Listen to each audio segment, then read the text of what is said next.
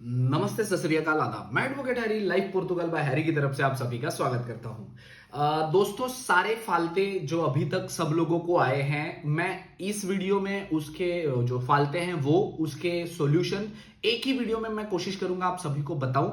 और मेरा कोशिश रहेगा कि आप सभी लोग जो फालते भेजते हो तो मैं आपको ये वीडियो की लिंक भेजा करूंगा। आप सीधे से यहीं पे आपको सारे सवालों के जवाब, इसके जगह पे आप क्या अपलोड कर सकते हो, उसके जगह पे आप क्या अपलोड कर सकते हो, ये सारी चीजें मैं यहाँ पे दे दूंगा। ठीक है, फालते के हिसाब से अगर मैं पहला फालता लूं तो सभी लोगों को आता है एम्बेसी का फालता। जो एम्बेसी होती है हमारी पर्टिकुलर, पीसीसी का फालता आता है। वो कहता है कि आपका डिस्ट्रिक्ट का पीसीसी नहीं चाहिए हमें, तो हमें वो चाहिए कि आपके जो नेशनल लेवल की जो पीसीसी होती है वो चाहिए। तो वो एम्बेसी से बनती है या रीजनल पासपोर्ट ऑफिस से बनती है। ये इंडिया और नेपाल के लिए बनता है, पाकिस्तान के लिए उनकी जो डिस्ट्रिक्ट की जो पीसीसी होती है वही बनती है। और साथ ही इनकी एम्बेसी एक डिक्लेरेशन देती है कि हमारे कंट्री में ऐसी पीसीसी नहीं बनती है जो नेशन वाइड बने, वो पर्टिकुलरली डिस्ट्रिक्ट की बनती है। ठीक है, तो पाकिस्तानी भाइयों के लिए ये सॉल्यूशन का हल है इसके लिए कि आप डिक्लेरेशन जाएं आपके एम्बेसी में और वहां से डिक्लेरेशन लेके आप ये सबमिट कर सकते हो। बाकी इंडियन और नेपाली लोगों के लिए ये है कि आपको आपके पर्टिकुलर एम्बेसी से आपको ये बनवानी पड़ती है, लिस्बन वाली। बहुत लोग पूछते हैं सर एम्बेसी से बनवाना मतलब इंडिया वाली चाहिए, लिस्बन वाली चाहिए? सर जी, इंडिया वाली डिस्ट्रिक्ट की होती है, जो लिस्बन वाली होती है वो आपकी होती है एम्बेसी की। बट ऑब्वियस है ना, एम्बेसी की पीसीसी मांगते हैं। तो एम्बेसी में आपको अभी बाय पोस्ट आप कर सकते हो। सबसे पहले तो आपको टाइम एक्सटेंशन लेना पड़ता है। अगर आप ले सकते हो तो बेहतर होगा। जो मैंने आपको ऑप्शंस दिए हुए थे ऑलरेडी एक वीडियो में मैंने बताए हैं, आप पर्सनली जाके जहां पे आपके बायोमेट्रिक हुए हैं वहां पे आपको करना है।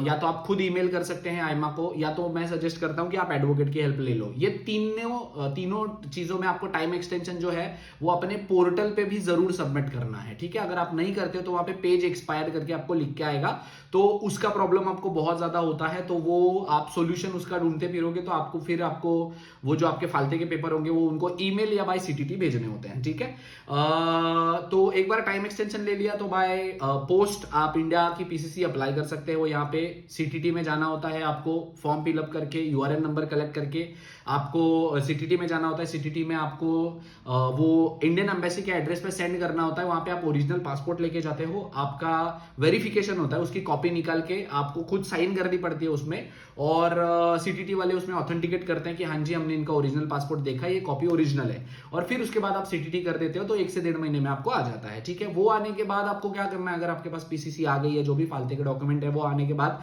आपको क्या करना है, तो आपको वो बाय ईमेल भेजनी है और बाय सीटीटी भी भेजनी है। आपके पर्टिकुलर जहां का आपका जुंता बना हुआ है वहां के जो हेड आईमा है, जैसे अभी अगर आप लिस्बन की बात करो तो मार्केस पुम्बल में है, तो ऐसे करके आप जो आपकी पर्टिकुलर सिटी है वहां के आईमा को आप सेंड कर सकते हो, या तो जहां पे आपके बायोमेट्रिक हुए वहां पे आप जाके सबमिट कर सकते हो। ठीक है, ये हो गया पीसीसी का फालता। ठीक है, सेकेंड लोगों को आता है कि उनका सेगुरांसा का फालता आता है। तो सेगुरांसा की कॉपी लेनी होती है लेटेस्ट टाइम की, अभी की आप नई निकलवाइए सोशल सेगुरांसा में जाके। टैक्स डिक्लेरेशन की आती है तो वो भी आपको नया निकलवा के सबमिट करना है उनको। बहुत लोगों को फिनांस का आया है, तो फिनांस की भी कॉपी आप अपलोड नहीं करते हो जब आपके डॉक्यूमेंट अपलोड करने होते हैं, तो वो भी आपको सिर्फ अपलोड करनी होती है, दैट्स इट। उसके नई कॉपी लेनी है आपको और अपलोड कर देनी है, दैट्स इट। ठीक है, कई लोगों को प्रॉब्लम आती है कि सिस का नाम है उनका या बैन लगा हुआ है, तो सिस का नाम और बैन कैसे हटाएं? वो पर्टिकुलर कंट्री के आपको एडवोकेट ढूंढने होते हैं, उनको वो केस देना होता है। उनका स्टेप ऐसा होता है कि वो पहले जाके आईमा में आपका जो प्रोसेस है वो सस्पेंड करवा लेते हैं या कुछ टाइम के लिए सीज करके ले लेते हैं, जिसमें आपको 1 से 1.5 साल का टाइम मिलता है अकॉर्डिंग टू जितना आपके एडवोकेट प्लीड करते हैं वहां पे। और उसके बाद जब आपका सिस से नाम हट जाता है तो फिर वो लेटर लाके आपको सबमिट कर देना होता है, फिर आपका कार्ड रिलीज हो जाता है। ठीक है, सिस का जो नाम है और आपका कोई भी डिसीजन पेंडिंग है, आपके किसी इसमें आपने असाइलम सीख करी होगी, आप किसी कैंप से भागे होंगे, तो उस चक्कर में आपको वो रिमूव करना होता है। मैं सिस का नाम नहीं रिमूव करता, ना ही मैं इंडियन एम्बेसी के रिलेटेड कोई काम करता हूं, तो मुझसे ये चीजें ना पूछी जाए।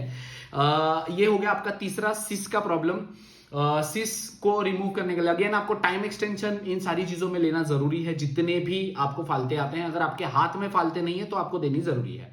चौथा, बहुत सारे लोगों को कॉमनली आता है जॉब कॉन्ट्रैक्ट का फालता आता है। तो जॉब कॉन्ट्रैक्ट का फालता इसलिए आता है क्योंकि या तो आपका वो जॉब कॉन्ट्रैक्ट खत्म हो चुका होता है, या तो जब वो कार्ड इशू करेंगे उस टाइम तक वो कार्ड खत्म होने वाला होता है, या तो उस पे आपके कंपनी वाले ने स्टैंप और साइन नहीं किए होते, आप पीडीएफ में मंगाते हुए बहुत सारा प्रॉब्लम होता है। जो लोग बाहर बैठ के अपने टैक्सेस डलवाते हैं, जो इलीगल काम करते हैं, उस कंपनी में काम नहीं करते, तो वो सिर्फ पीडीएफ लेते हैं और पीडीएफ अपलोड कर देते हैं। तो उसमें ना तो कंपनी का स्टैंप होता है, ना मालिक की साइन होती है, ना आपकी साइन होती है।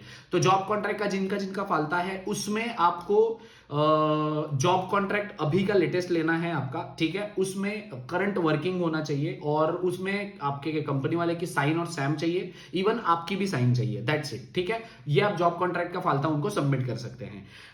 पांचवा फालता आता है कि जॉब कॉन्ट्रैक्ट के साथ आपको 3 सैलरी स्लिप भी लेटेस्ट उनको देनी होती है कि आप सच में अभी भी वहां पे काम कर रहे हो। और बहुत सारे लोगों को ये भी आया है कि उनको डिक्लेरेशन होते पत्रोनाल भी चाहिए होता है, मतलब डिक्लेरेशन आपकी कंपनी की तरफ से कि ये अभी भी हमारे पास काम कर रहे हैं, जब से इनको हमने कॉन्ट्रैक्ट इशू किया है उस दिन से लेके आज तक वो यहाँ पे काम कर रहे हैं, ठीक है। ये हो गया आपका जॉब कॉन्ट्रैक्ट।